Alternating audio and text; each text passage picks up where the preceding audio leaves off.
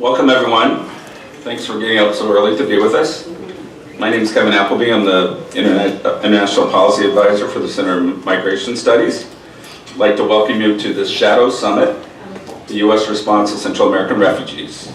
The event today is sponsored by Alianza Americas, American Immigration Lawyers Association, Kids in Need of Defense, the Latin American Working Group, the Women's Refugee Commission, and the Center for Migration Studies of New York.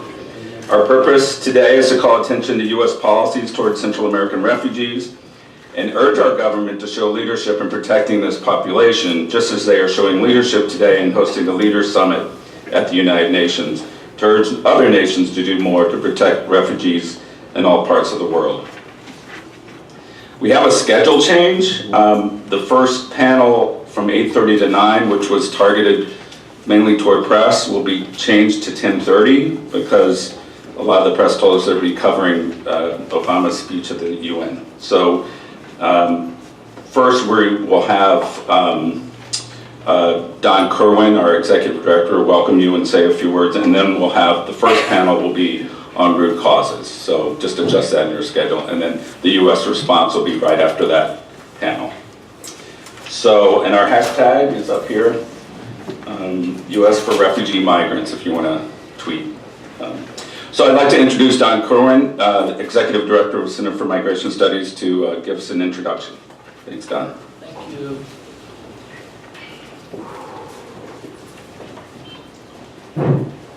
So thanks very much for being here. It's great to see you all. And I guess I'm the one that's competing with Obama, so we'll see how it goes. What I wanted to do was to kind of reflect a little bit on these last today and yesterday, and the process leading up to this. And we've heard a lot about this global refugee crisis, and you know, so much of the rhetoric about refugees and migrants has so little to do with kind of the facts on the ground and the actual evidence that I thought it might be useful to talk about some of this language. And there's certainly, so what's the crisis exactly? There's certainly been this massive failure by states and the international community, as we know, to prevent these crises from happening and to address them quickly and effectively once they do happen. We're experiencing the consequences now of a massive breakdown in the rule of law in Central America, particularly the Northern Triangle states. There's also been a crisis in responding to the human needs of refugees, of course, and other forcibly displaced persons globally. The Syrian crisis is probably the best example of this. And we think about the lack of solidarity, which is kind of a crisis in the response of most European states to people and to the different flows that are seeking to enter them. We often disparage the U.S. response in comparison, say, to the German response or to the response in Turkey or Lebanon or whatever. But think about the Gulf Cooperation Council states, which have failed to resettle any refugees between the onset of the war in Syria and the end of 2015, not a single one. Or the states which give virtually nothing to UNHCR in any particular year. I want to remember them as well. And you can find out what those are by just quickly looking online. Another problem, I think, is that developed states too often deny access to the territories and to the protection that they might offer by funding other states to intercept migrants before they can actually reach the borders of developed states. And these are the interdiction and border externalization policies and outsourcing policies that are pervasive in the world right now. That's a crisis which somebody's called a crisis in responsibility shifting, not sharing, shifting. And all of this has caused human insecurity, which is a real crisis for refugees. And I think that's the crisis. It's not a crisis that refugees have made. It's a crisis that refugees are the victims of. And at the end of that, after suffering all of this indignity and suffering, refugees are then treated as security threats, which is particularly unbelievable and rich. Think about that. I mean, somehow people that are trying to seek safety are seen as at odds with persons who want to be safe in host communities. I mean, how is it possible that those two things have been put in contrast, but somehow that they have in our public debate? So the causes of the refugee crisis, first, It's the failure of responsibility sharing by states to stem the world's multiple refugee-producing crises and to offer permanent solutions for their victims. This is why I think, although it's been criticized, the New York Declaration that was agreed to yesterday is so important. At least conceptually and at least descriptively, it's extremely important. And it's why the US is hosting the summit today to try to concretize state commitments and to flesh out and to put some meat on the bones of global responsibility sharing. It's looking for a $3 billion increase in humanitarian aid. Maybe Obama is announcing that as we speak. A doubling of resettlement numbers, and increasing access to education for youth by 1 million, and increasing access to jobs by 1 million, which would be accomplishments. So responsibility sharing is a very, very good idea, but only if it leads to new commitments. If not, it's just a marketing opportunity. You know, like they say in Washington sometimes, it's just putting lipstick on a pig if it's not accompanied by really concrete contributions. Beyond preventing and ending refugee-producing situation, there's been a paucity of permanent, safe options for refugees, and that's another cause of this crisis, if you will. In 2014, 127,000 people, refugees, were safely, voluntarily returned to their home countries. In 2015, it was about 200,000. The number in 2014 is the lowest number in 30 years. If you think about those numbers together, you know, that pales in comparison to the 65 million forcibly displaced people and the 21 million refugees. And that is the main solution for most people. That's what most people want to do. They want to return home safely and voluntarily. So that's not available to them. 21 million refugees in the world, only 134,000 refugee cases referred for resettlement in 2015, and only 107,000 refugees departed to a third country in 2015, and 90% of them to the US, to Canada, and Australia.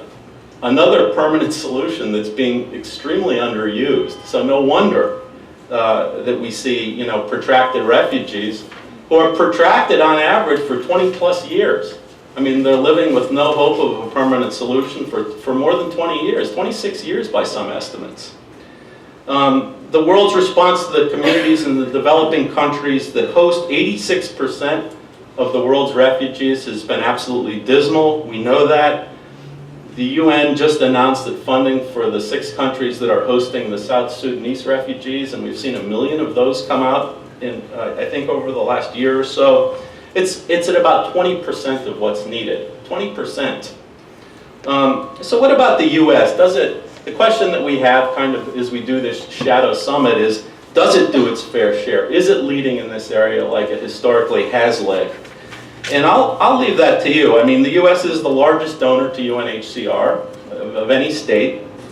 And it's given $5 billion to date to the Syrian refugee crisis. It's resettled around 79,000 refugees in 2015, just talking about 2015 now. 85,000 this year and 110,000 next year.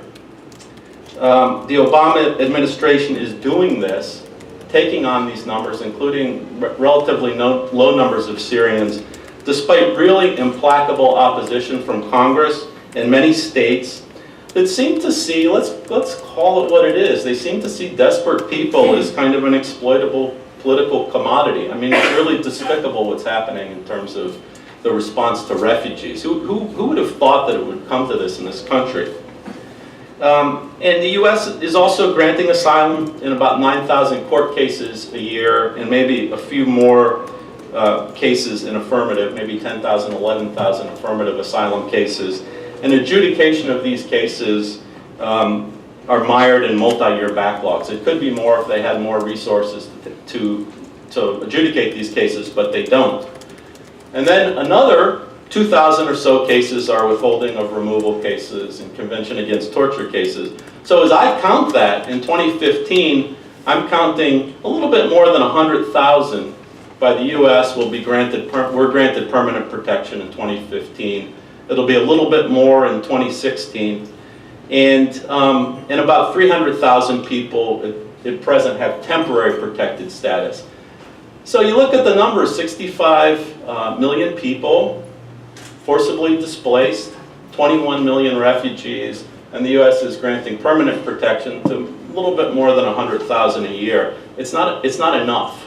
It's not enough. It's not taking a leadership role at this point. We just came back from Central America, and we have many more experts on Central America, including people who live there and have lived there for decades who are here. But our Central American report, our TRIP report, makes this point, that the U.S. policy of deterrence doesn't and can't stop people from migrating from the Northern Triangle states for two principal reasons. One, they're experiencing the constant threat of violence, and actual violence too, and there's no legal recourse for them. That's the first reason. And second, there's a pervasive mafia-like domination and subjugation of people in many communities, which leaves young people with no hope for the future. And the facts bear out that deterrence is not working, even on its own terms. Record numbers of women and children and unaccompanied children are still heading to the U.S., and they're still succeeding in reaching U.S. borders. They're coming for a lot of reasons, but let's just focus on one aspect of this human crisis, which was particularly telling for us when we were recently down there. And it explains, I think, why deterrence doesn't work, and that's school. Just school. Let's just talk about that, the ability of children to go to school. An estimated 6.5 million persons between the ages of 15 to 24 in the Northern Triangle states live in communities that are totally and completely controlled by gangs. Gang members control access to school, and they've also infiltrated schools.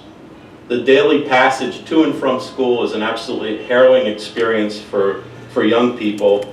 And the level, I'm impressed with the level of street knowledge and caution that it takes. You might expect that kind of planning just to go to school and return to school each day from military personnel, for example, in a conflict zone. I mean, it's like that.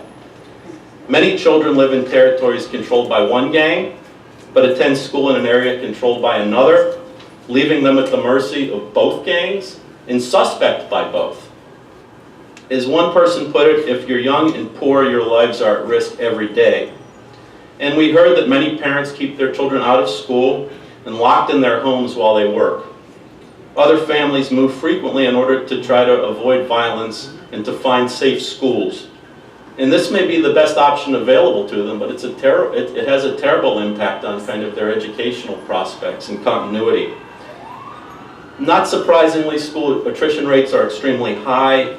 We were told that 130,000 children in El Salvador were not attending school on a regular basis by a leading NGO there. And civil society groups also reported to us that hundreds of teachers whose lives have been threatened in these schools have asked for transfers elsewhere. Making matters worse, there's not a lot of public space that's not controlled by gangs that would allow for children to recreate or otherwise just be children, just be young people.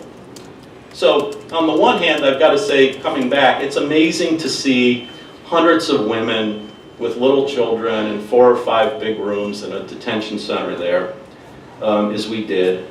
And on the other, it's not really surprising knowing what these children are up against and what these families are up against.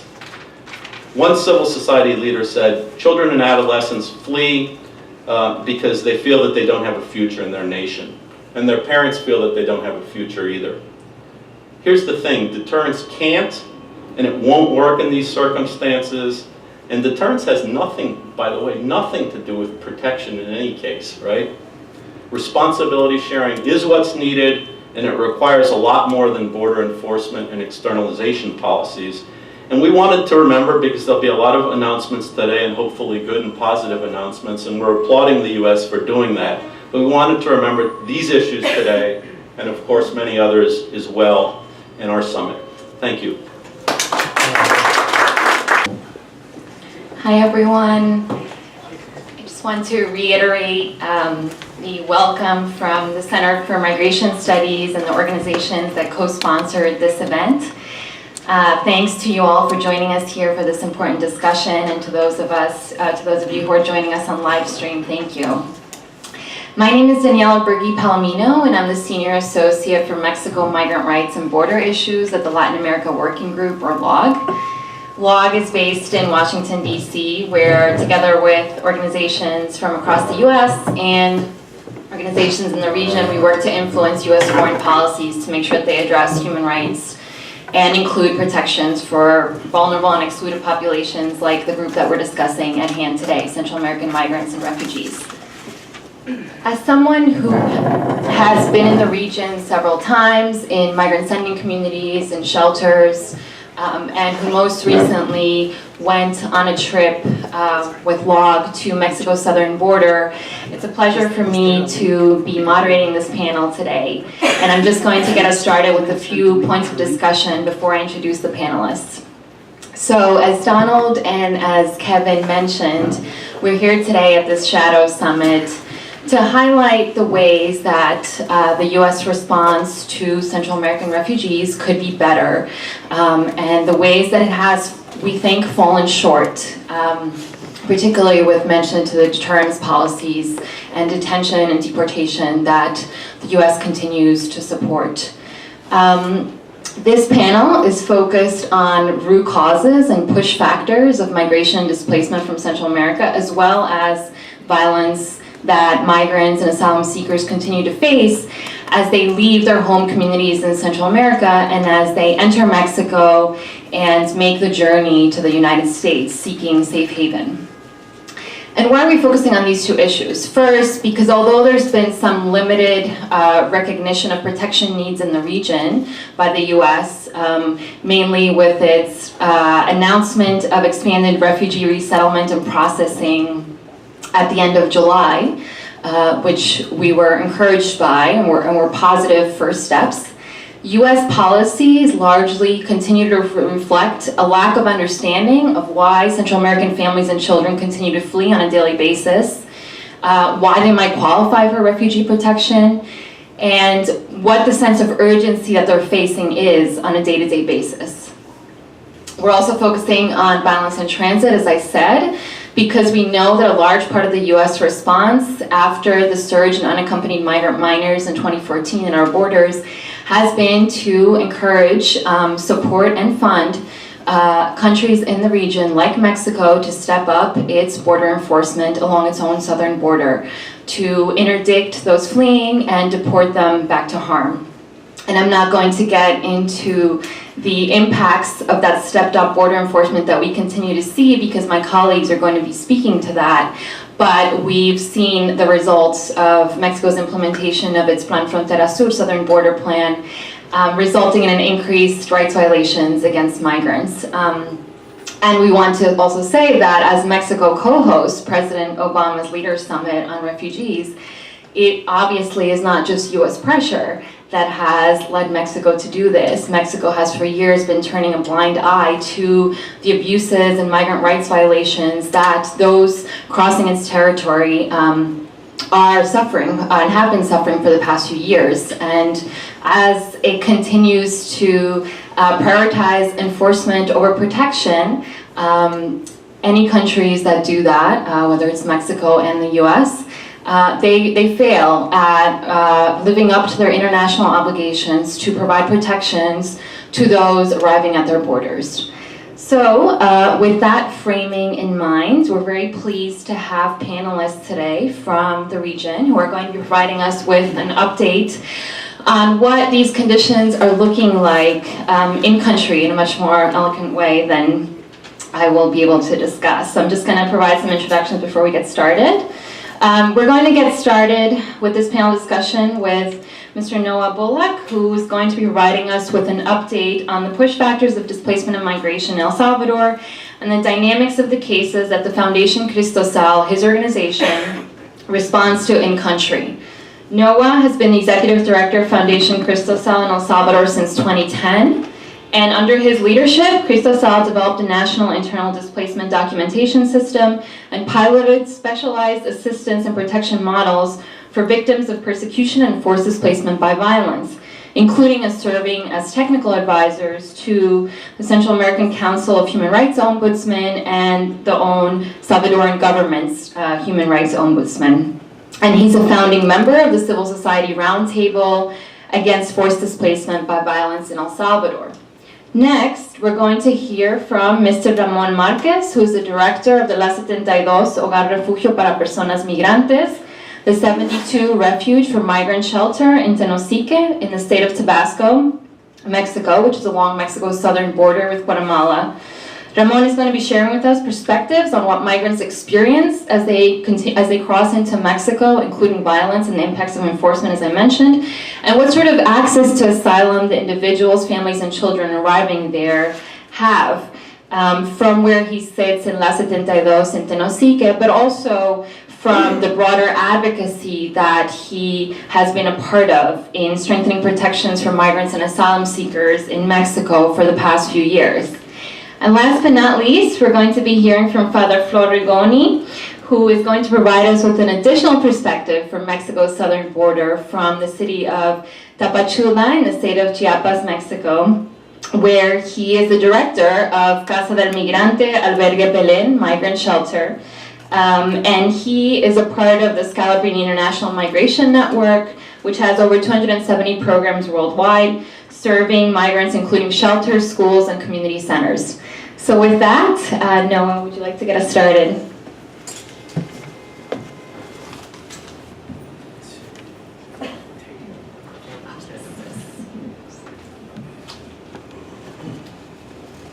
Good morning. Good morning.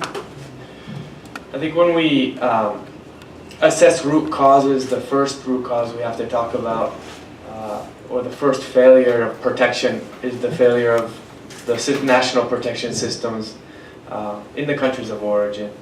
And in the Northern Triangle, 2 of the 3 countries, Guatemala and El Salvador, continue to deny that violence is a cause of displacement.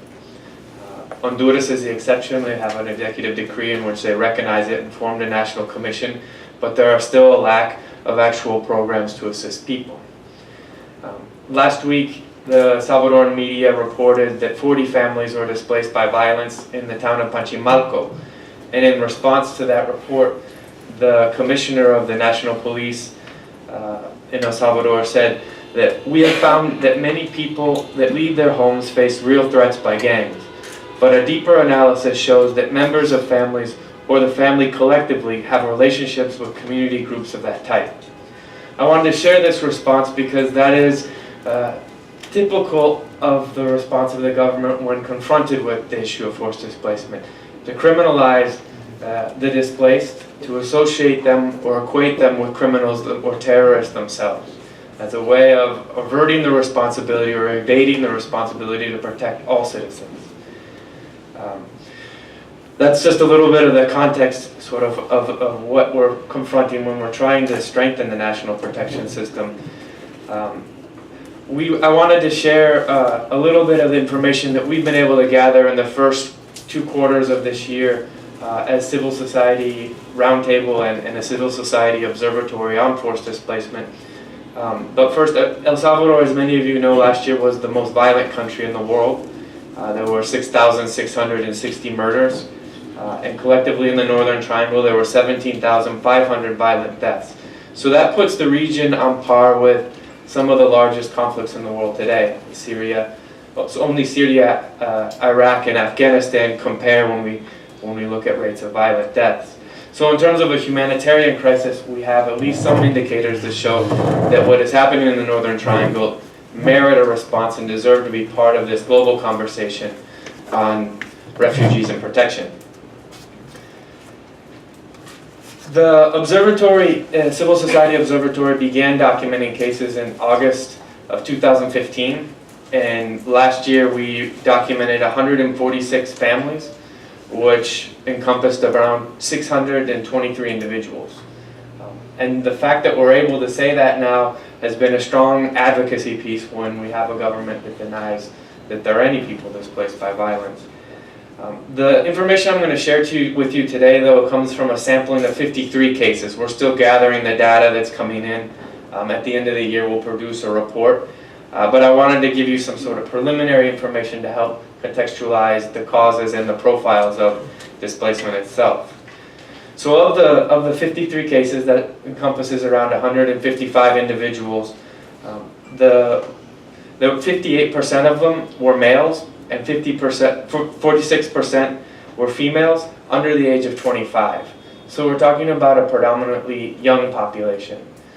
Most of the cases that come in as family units. So overwhelmingly the families are under the age of 25, or have most of the members under the age of 25. 73% of this sampling said that they had fled because they haven't fled yet because they don't have the resources to flee. So this indicates is the indicator of a pattern of internal displacement that happens as a precursor to an eventual external displacement outside of the country. Many of the cases that we see, we categorize in three ways. People who have already been displaced, people who are about to be displaced, or people who want to be displaced but have nowhere else to go. And these are indicators of the type of people we're receiving. If they would have had resources, most likely they would have already left. So that's a bias in our data collection, but most of the people that we're receiving are people who don't have the resources to resolve their problems. So that's an interesting indicator also of the national protection system. We've almost externalized the responsibility to protect to the families themselves. And those without resources are stuck to face the consequences of the threats and persecution that they face. When we talk about root causes as well, these are complicated because I think statistically what we want to find are singular causes. But in reality, the decision to abandon your home and your livelihood is a very subjective human decision that has multiple influences. When we make an analysis of the cases that we do see, there's a combination of two factors. One is the perception about the level of threat that the family is making, and on the other hand, the perception of the state's capacity or will to protect. And so those are the two sort of primary elements that influence the decision ultimately to leave your home. When we work with families, we notice that families in El Salvador generally have a high tolerance for insecurity. So we see that when threats begin, it's not usually the first threat that displaces a family, rather a successive elements of sort of escalating events. So we see a family, for example, that came to us a few weeks ago and said that they had been threatened, that they were given 24 hours to leave their homes, but that they didn't want to abandon their homes because they had just opened a store in that community and their livelihood was tied to it. When we talked to them again, they decided to separate the family, the children going with the mother to another relative's home, and the father staying in the home to guard the property.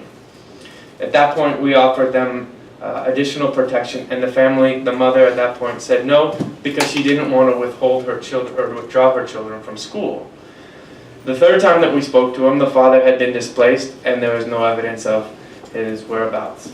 So you can see those are the escalating events that lead to increasing sort of a different chain of displacement that leads families to conclude that life is no longer viable, not only in their homes, but eventually when they don't find the protection they seek in the country itself. Talking a little bit about the multi-causality of the decision, one of the things we found in this sample is that 85% of the people reported that they lost, who had livelihoods or who had jobs before the displacement event, reported that they lost it as a result of the displacement.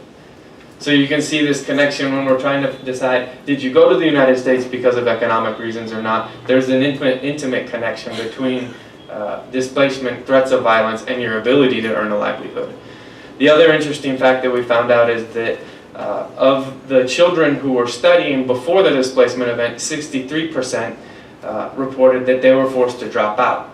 This is the scholastic piece is interesting because it seems to be one of the last things that parents want to give up. But that's also consistent with information provided by the Ministry of Education in 2015. They reported of about 115,000 dropouts. 15,511 reported that the reason that they left school was because of violence. And another 12,000 or 13,000 reported that the cause of their leaving school, withdrawing from school, was that they were leaving the country without specifying the reason why they were leaving the country. So you can imagine that there's a good percentage of people in that 13,000 that also are fleeing violence. In 2016, that trend continues. The Association of Private Schools in El Salvador reported that 33,000 students abandoned their studies between January and August because of violence or economic reasons.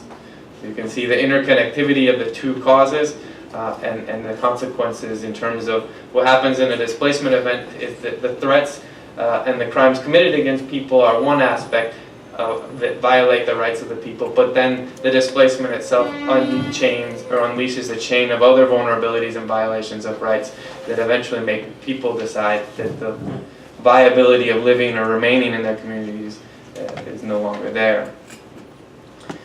The other aspect that I was talking about is the ability or will of the state to protect. So we see many cases that there are two factors. There is the threat generally of organized crime or non-state criminal actors that becomes a primary element in the decision, but also the omission to protect by the state. So these are cases where people, and if they do report a crime, the police say, well, we think you should go home and pray. The sort of, that attitude that you heard in the commissioner's statement earlier, that it's probably your fault that you have that, you're probably a criminal or terrorist. So the omission is one element. And then what we're noting more are direct acts of violence or violations by the state. And these usually come as a result of the security strategy that's being implemented by the Salvadoran government that has a similar tone to the police commissioner's statement, that ultimately criminalizing a sector of the population because of their perceived membership or association with territories that are controlled by criminal organizations. So that influences the perception of the people about the government's will to protect. Not only has the government demonstrated that they're not capable of protecting, but actually I think that the government might consider me to be a terrorist or a criminal and not be interested in my protection at all. I wanted to bring up a couple statistics about that we found in that sampling. 85% of the people who came out of that sampling of 53 reported that they didn't denounce the crimes committed against them because either they thought it would be useless and the state would do nothing, or they feared reprisals as a result of it, meaning that the state couldn't protect them after having reported their crimes, or they feared or have mistrust of state institutions themselves. So that gives you a panorama of sort of how people are perceiving the capacity and will of the government to protect them. I wanted to talk a little bit about the reduction recently in homicide rates in El Salvador and how we're seeing that reflected in displacement. The organizations that are documenting cases and providing assistance to them in El Salvador, we have not seen a reduction in displacement as a result of the reduced homicide rate. And so we're trying to understand a little bit more about the relationship between homicide and displacement and the other forms of violence. So I wanted to mention some of the triggers that we're seeing increasingly in cases in the last 6 months or so. And one being forced disappearances. This is something that happened during the truce in El Salvador when homicides rates went down, disappearances went up. I mentioned a case already today in which the forced disappearance of a family member was ultimately the trigger for a displacement. And that is becoming a pattern that we're observing more broadly across the country. The other element is sexual and gender-based violence. I think that that's something that becomes a constant. The threat of making women or young girls properties of the gang or using them as sexual slaves is a form of terror that the gangs can use to control territory and people without having to commit homicide. And so those are common practices. We receive pretty regularly cases of women who are fleeing those circumstances, and those become complicated cases because women who are forced into those types of relationships, which we consider to be slavery, are then assumed by the authorities to have an organic relationship with the gang and therefore criminals themselves. So protection options for these types of women are very difficult to find at times. The other element that I wanted to mention is that the fact that we don't see any sort of a drop in the number of people that we're receiving in our offices and listening to the stories that they tell indicate to us that the perception of the people that gangs still have the capacity to carry out threats is unchanged. The government has focused a lot on the success of their security strategy and pointed to the reduction in homicides. But in terms of what the people believe about their security and the capabilities of the gangs, it's evident that they believe the gangs are still very capable of carrying out threats and controlling territory. The last piece that I wanted to kind of bring to the table are we've been receiving increasing numbers of children who have been convicted of crimes or who were members of gangs and who no longer want to be or have renounced their membership and therefore have serious protection needs. This is a profile of a victim that we don't have very good options for.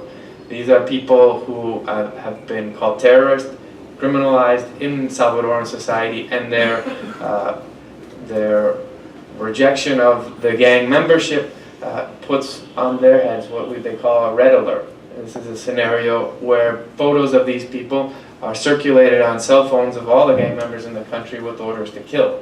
So these are high security profiles of people who really don't have very good options for international protection and asylum claims either. And I mentioned this as well in the context of the Central American resettlement program that was proposed by the United States government. These resettlement programs have a way of wanting to select who we would give protection to. Nonetheless, there are people, children in this case, who have been condemned to die and have no real options for protection. And this is a population that we need to begin to learn to assist. So I think that was sort of the profile that I wanted to share with you all to kind of conclude the deterrent strategies that Don mentioned at the beginning seem to be a little ridiculous. This idea that we need to send a message to Salvadoran families not to send their children, not to displace. Salvadorans know about the risk of immigration. They know about the risk posed by increased border security, and they're weighing those risks against the risk of staying at home. And recognizing that fact, I think, is an important part to generating better policy responses. So thank you very much.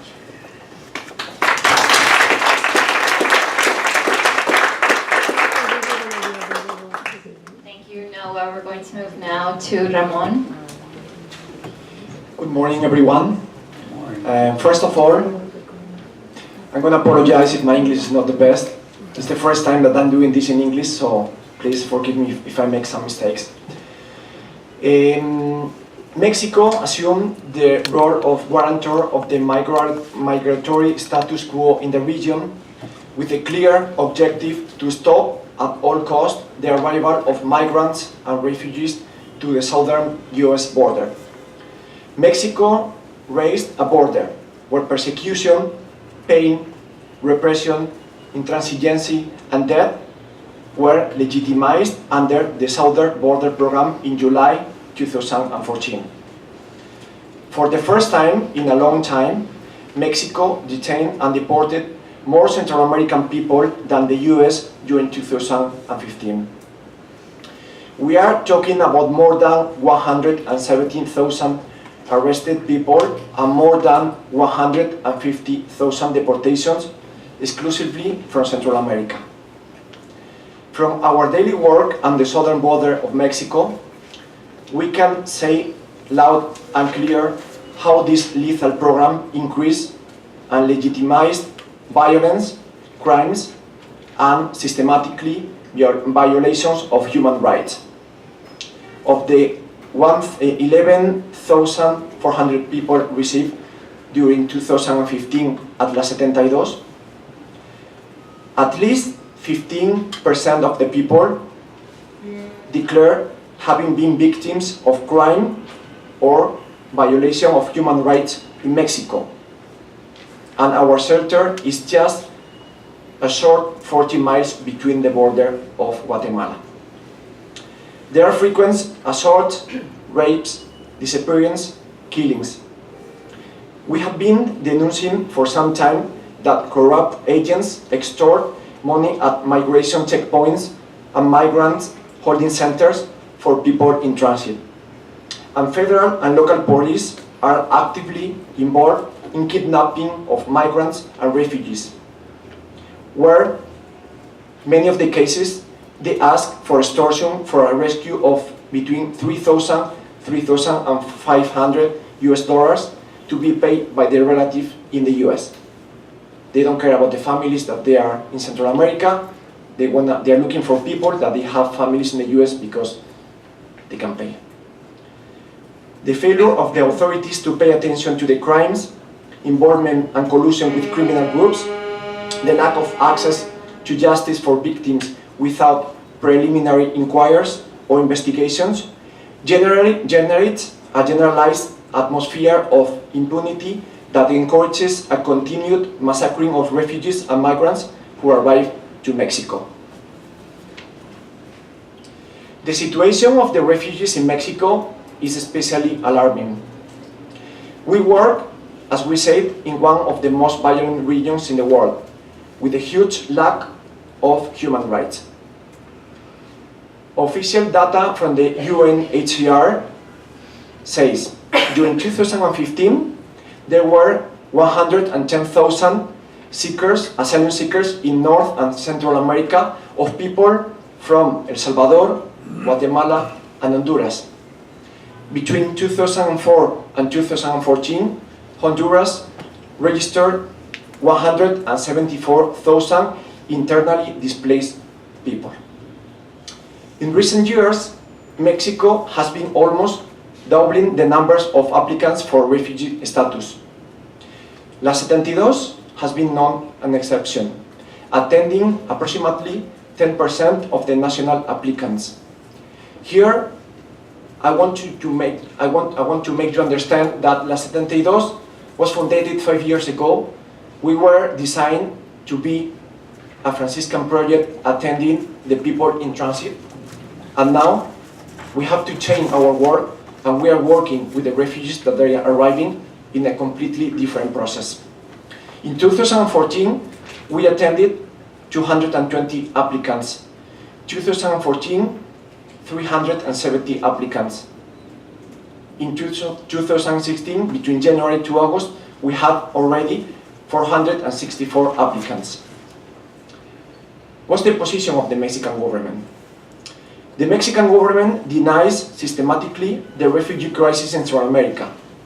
In his official speech, he continues saying that they are economic migrants. They are not interested in staying in Mexico. They just want to continue to the United States. That's what they are saying.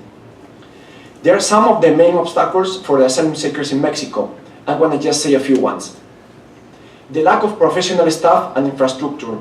Comar, that is the Mexican Refugee Commission, only has 3 offices in the entire country and 15 officers to meet all requests. Keeping in mind that every year we have double numbers. The staff doesn't have a human rights background. Comar doesn't offer legal representation or mental health care during the entire process. The only support for asylum seekers comes from the civil organizations. During the process, an important part of the applicants are in immigration detention centers, including entire families, pregnant women, children, and teenagers. The low rate of asylum grants. This is an important point. Under our perspective, there is exclusive low rate of asylum grants in Mexico.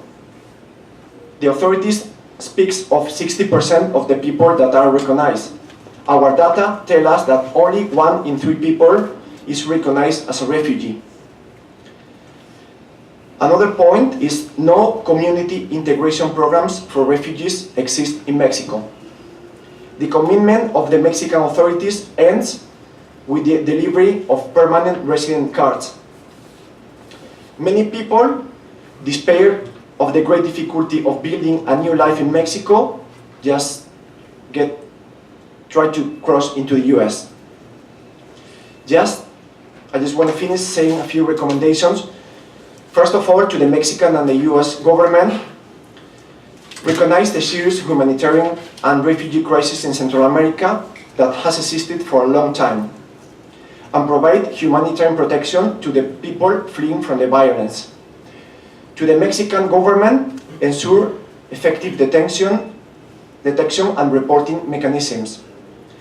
Strengthen protection mechanisms, allocating more financial, material, and human resources, ensuring due process and where essential rights are protected, including the right to physical freedom, the right to health, the right to work, or the right to decent housing. Provide means of social integration. It's not enough to only recognize asylum status. They must fight for social inclusion to ensure a respectful and harmonious coexistence, ensuring true hospitality at their destination. And finally, to the government of the US, increase pressure on the Central American states to curb the escalation of violence that exists in the region. Monitor and ensure that US funding for the Partnership of Prosperity Plan are suitably employed to promote sustainable and equitable economic development that benefits the majority of the population. And the last, encourage the Mexican government to incorporate in its immigration and asylum policy a vision of human rights, strengthening protection mechanisms for persons in transit. Thanks very much.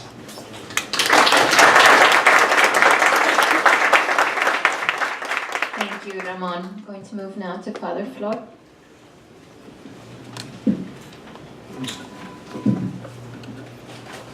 Good morning to everyone. Good morning. I prepared nothing, really. It's a surprise for me, and after the words of Ramón, I feel as in a sandwich. I have to be sincere. Squeezed by a reality that I was building up in 32 years of presence in Mexico, 10 years as member of a consultative committee for migration, and the other side, many of these accusations against Mexico.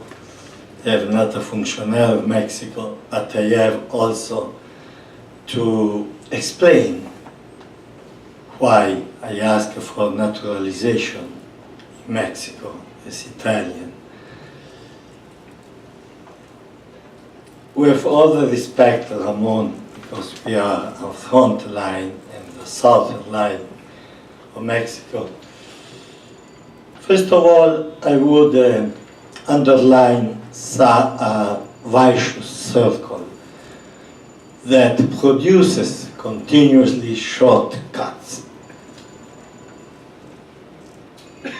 Neither United States nor Mexico, and even less Central America, wants to make a convention, bilateral or regional convention, where the migration can become visible with a dignity.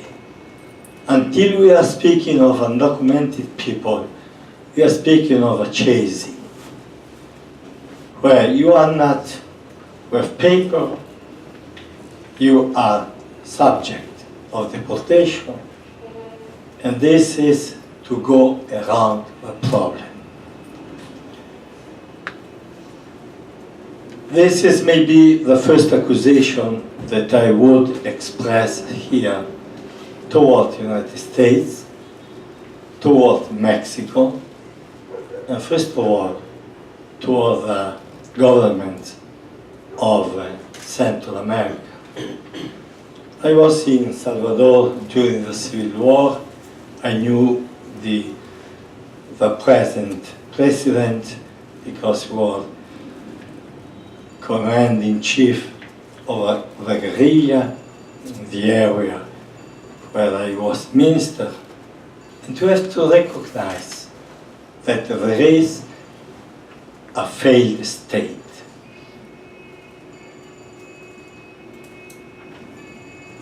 As dangerous may be and as heavy to accuse a government of failure. But at the same time, the truth can help both situations to come to a dialogue. Secondly, I have to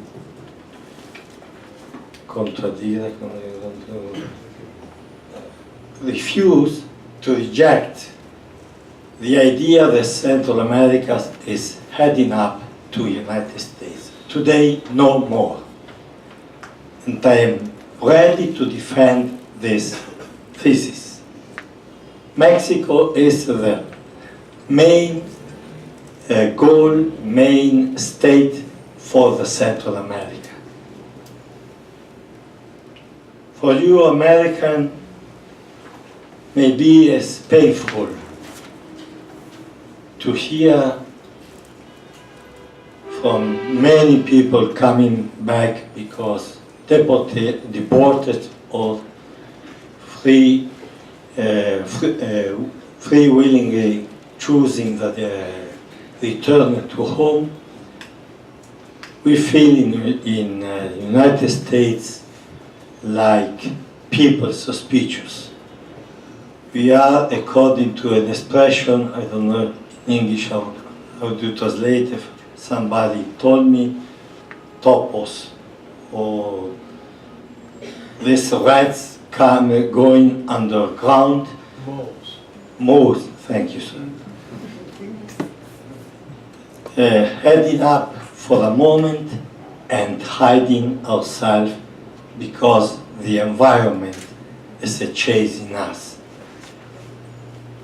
2 months ago, I had a visit of the representative of the American Embassy in Mexico and another representative of the Congress in Washington. They asked all the people present in my shelter and other people in the school, I will speak about this, which is your next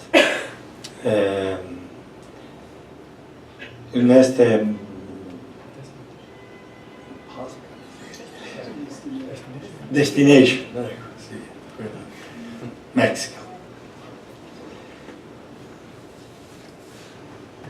Let me share with you something that is a point of contradiction. Before coming to Mexico 32 years ago, I was in Germany among migrants from Italy and Spain. And I learned against my Italian Latin mentality something new. According to the Anglo-Saxon,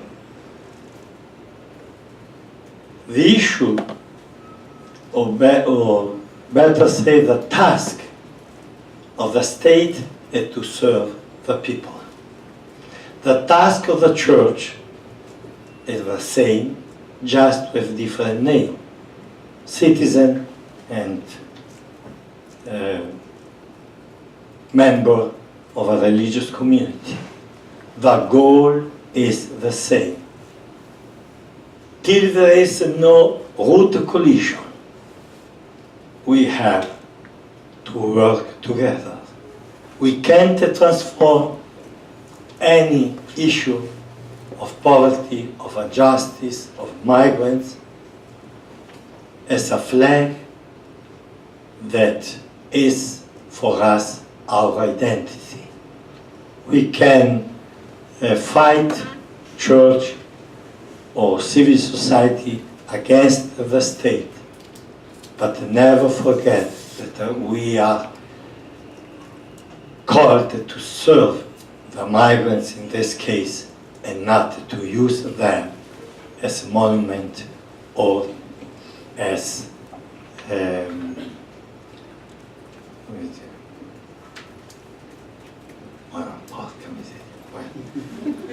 anyway, for the first time in its history, the Mexican government opened a model, a pilot for refugees, for migrants in Tapachula at least. Invested $300,000 for a school for crafts and arts. And immediately the Secretary of Instruction recognizes the awards of these different courses and give immediately the permanent residence in Mexico. Comar is doing over the possibility, I agree with Ramón. The next month they will receive in Tapachula 9 employers more in order to attend all the requests. And sincerely, here I agree with Ramón again, the number of the migrants are raising 170% in the every year in the last 3 years. And Mexico too is facing a new reality. We have to try to sit down, to dialogue, to invite, and in my experience, and I conclude, Central America is not collaborating. Let me say clearly and plainly. We are trying to make up a network of consulates. They came the first time, the second, just one, the third, the next week we will see. I'm sorry for my English, for my confusion. Thank you. Anyway.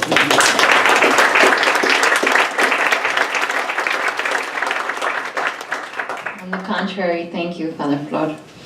We're going to now open it up to just take a few questions. Maybe we can take a round of questions. I don't know if there's a microphone or if folks just want to raise. There it is. If anybody just has a specific question, we can take a round.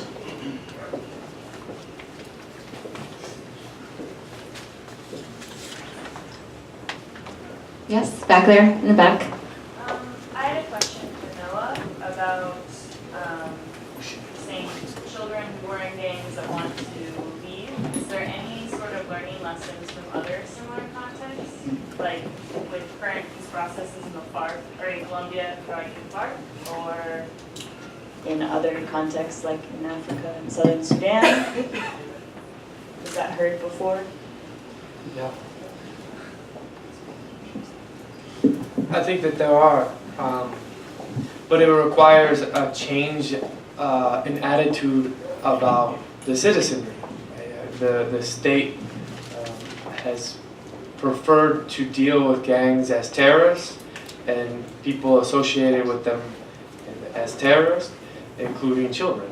And so I think that's part of the struggle for human rights is to address the violations perpetrated against people who are victims, but also have been victimizers. You can see some of the worst violations of human rights in El Salvador are committed against people that the state has determined to be criminals. So you have some of the most overcrowded jails in the hemisphere, humanitarian crisis within the jails. There's no access to that, to the jails to even verify.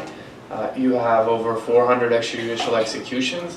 And so there's this slippery slope of human rights violations that come as a result of having determined that some group of people are somehow not quite citizens or not quite fully worthy of full human rights respect. And so those approaches of sort of that we see in other countries of the child soldiers or reintegration, demilitarization of people require a society to say that, yeah, in fact, we are all human beings and worthy of mercy and worthy of respective rights.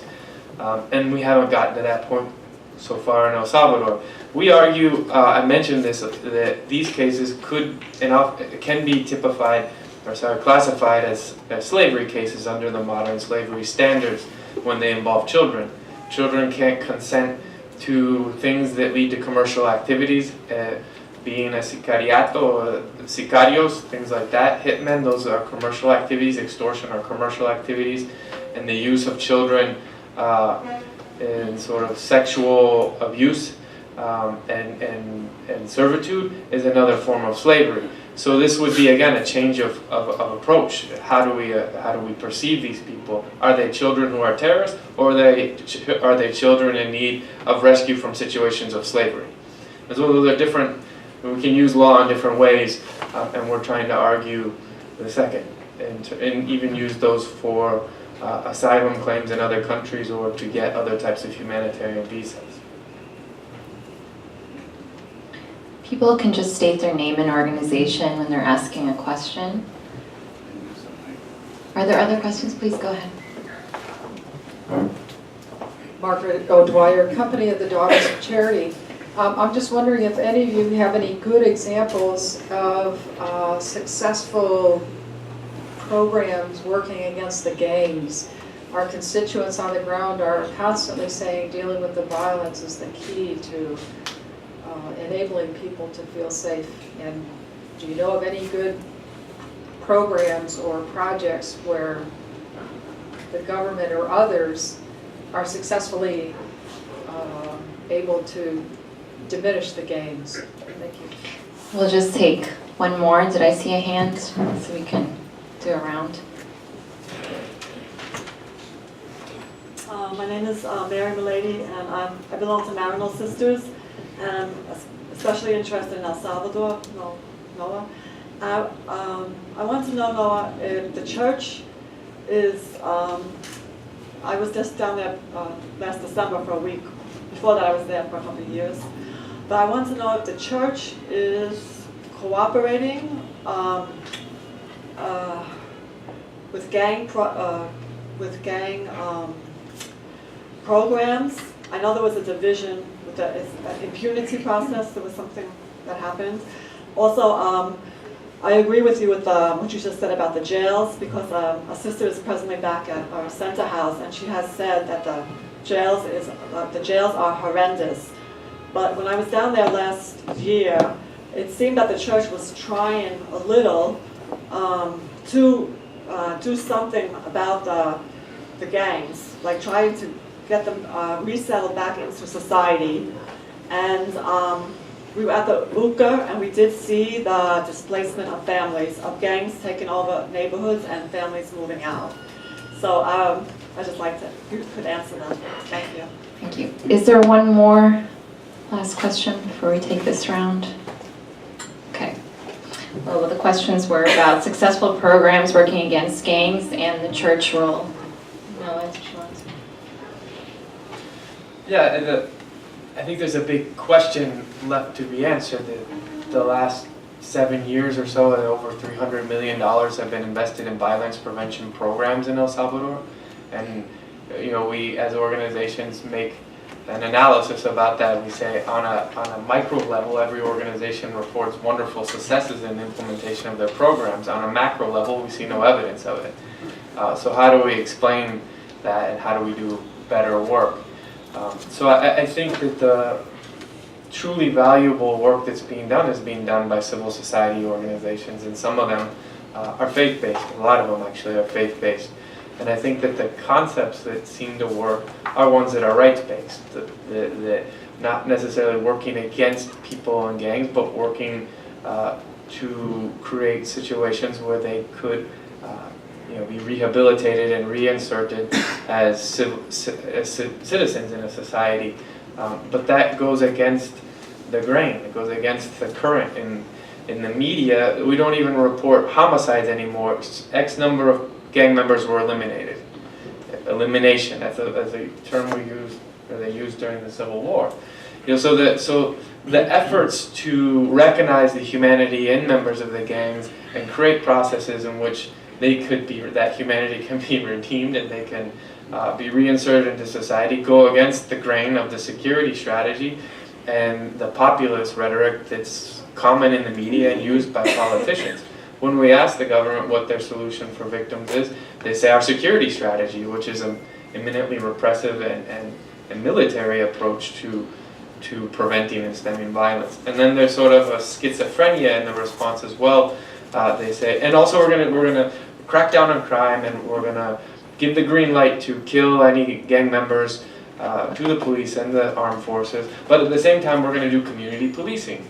And so there's a mixed messages in the community that doesn't build trust. So I think that when I said rights-based approach is going back to that recognition that all of these people fundamentally are citizens, and applying the rule of law. Instead of creating new laws that make it easier to repress people and suspend rights, we need to do the opposite.